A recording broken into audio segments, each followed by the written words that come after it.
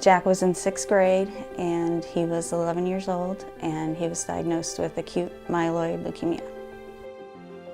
So we got to the doctor's office and they said his white count was 378,000, which a normal child is at 10,000. So they said, Shands in Gainesville is waiting for you. It's the best place possible for his treatment, so go home, pack a bag, and get there as soon as you can. When we then went to Tallahassee Memorial and had the blood work done, it was just such a shock. And she said, I want you to go get in the car, pack a bag for him and go straight to Shands. And I want you to see this doctor and this doctor, and they're gonna take care of you and this is gonna be fine.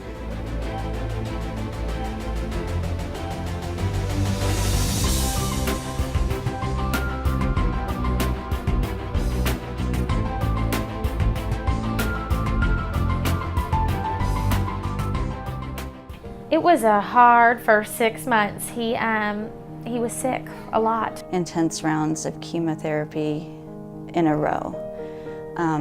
He was too sick most of the time to come home.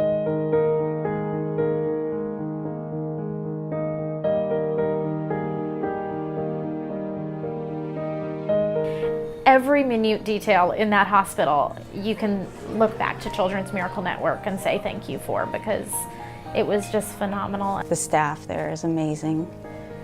The support staff there were people working so hard, to give all these kids things that they need to get through this kind of stuff.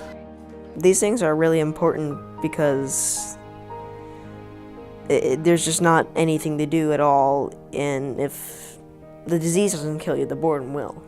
It's so important for Tallahassee to realize that Children's Miracle Network at UF Shands is creating this environment for our children. We don't have the pediatric specialties. That even though the money's not staying here specifically in Tallahassee, it is going to Tallahassee families. So we're extremely lucky to have such a great facility this close to Tallahassee.